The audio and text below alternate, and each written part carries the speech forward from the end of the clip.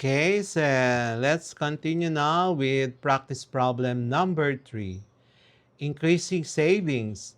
Anna decides to save in such a way that her first month savings is 200 pesos and each following month she increases her savings by 50 pesos. Represent this as an arithmetic sequence and determine how much she will have saved after 10 months. So given Anna saves 200 pesos in a month, in month 1 and increases by 50 pesos each month and is equal to 10 months. So required, represent as arithmetic sequence and find total after 10 months. So arithmetic sequence with A1 200, B 50 and is equal to 10.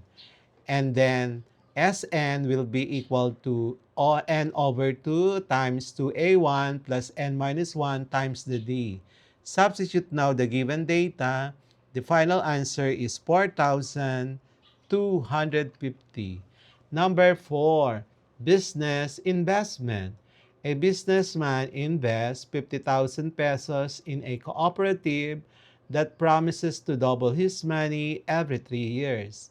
Represent this as a geometric sequence and find the accumulated investment value after 12 years. So given principal 50,000 pesos, money doubles every 3 years.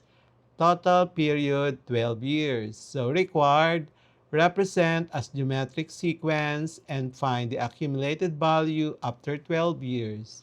So doubling every 3 years, each year 3-year period multiplies by 2. In 12 years, there are 12 divided by 3 is equal to 4. So multiplier will be 2 to the 4th is equal to 16. So the final will be 50,000 times 16 is equal to 800,000 pesos. Number 5, retirement pay. A teacher saves 2,000 every month in a retirement plan that pays 1% interest monthly. Represent this as a geometric series and determine how much you will have after 20 years of savings. Number 5, given teacher deposits 2,000 at the end of each month.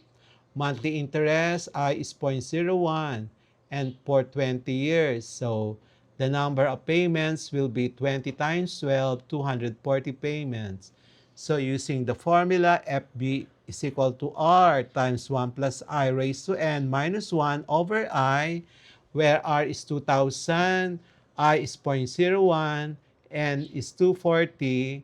The future value is 1,978,510 pesos and 73 centavos. Number 6, property value growth. The value of a parcel of land is 500,000 today. Its value increases by 5% annually. Represent this growth as geometric sequence and find its value after 15 years. So given the land value today, 500,000 pesos, annual increase 5%. So that means R is equals to 1.05. Period, 15 years. Required, represent as geometric sequence and find value after 15 years. So we have a accumulated value of 500,000 times 1.05 raised to the 15th power. And so the final answer is 1,039,464 pesos and 9 centavos approximately. And then number 7, education fund. A parent deposit 10,000 pesos every year into an education fund that earns 4% annual interest. Represent this accumulation as a geometric series and find how much the fund will amount to after 10 years. So given The parent deposits 10,000 each year. Annual interest 4%, so I is 0.04 and is equals to 10 years. Represent this accumulation as a geometric series, so ordinary annuity, and find the future value after 10 years. So future value of the ordinary annuity using the formula FB is equals to R times 1 plus I raised to n minus 1 over I, substituting the given data, that is 120,061 pesos and 7 centavos. Number 8, bonus savings. A worker receives an annual bonus starting at 5,000 pesos. Each year, the bonus increases by 1,000. If she decides to save all her bonuses, represent this situation as an arithmetic series and find the total savings after 8 years. So annual bonus starts ay 5,000 and increases by 1,000 each year and is equals to 8 years. So required, represent as arithmetic series and find total savings after 8 years. So A1 is 5,000, D is 1,000, N is equal to 8. So use the formula Sn is equals to N2 times 2A1 plus N minus 1 times the D. Substitute the given data. The final answer is 68,000 pesos. These problems are conceptualized for real-life applications so learners can connect sequences and series to practical financial decisions like savings, loans, and investments. MCQ for Lesson 25, determining accumulated investment values using sequences and series. Number 1, which of the following best describes the accumulated value of an investment? The initial amount of money invested. Letter B, the total amount after interest or payments over time. C, the difference between principal and interest. D, the rate of return of on an investment. Number 2, if an investor deposits 5,000 annually in a savings account with 5% annual interest, which mathematical concept is used to determine the total accumulated value? A, arithmetic sequence. B, geometric sequence. B, arithmetic series. D, geometric series. Number 3, which formula is used to calculate the future value of a geometric series? Letter A, Sn is equals to n over 2 times A1 plus An. And then letter B, Sn is equals to A1 times 1 minus r raised to n over 1 minus r. Letter C, A is equals to P times 1 plus R times T. And D, D is equals to P times 1 plus R raised to T. Number 4, an investment of 10,000 pesos earns 8% annual compound interest for 5 years. Which formula should be used to determine the accumulated value?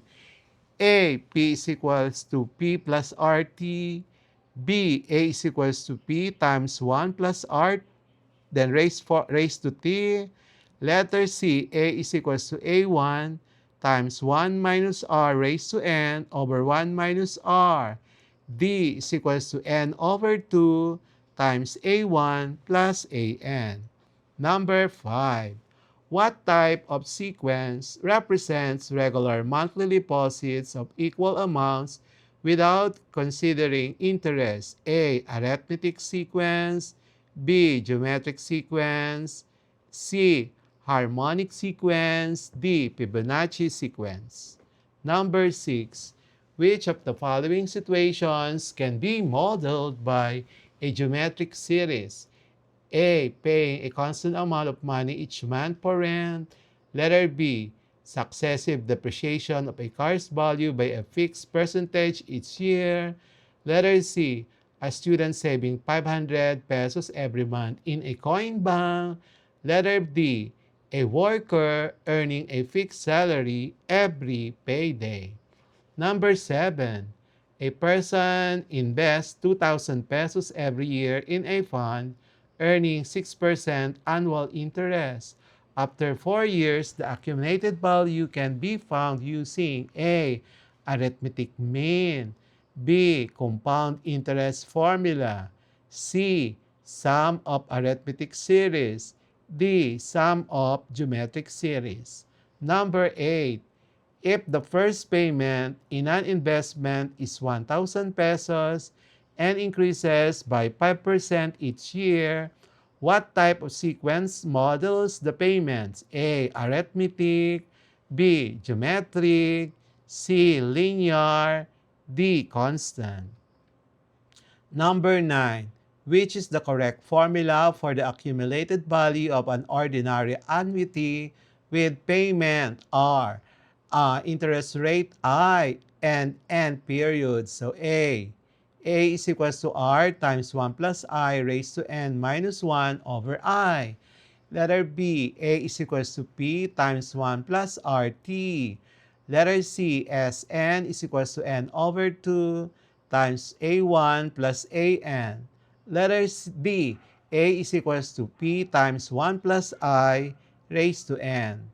Number 10, a company invests 50,000 pesos in a project that yields a 10% annual return.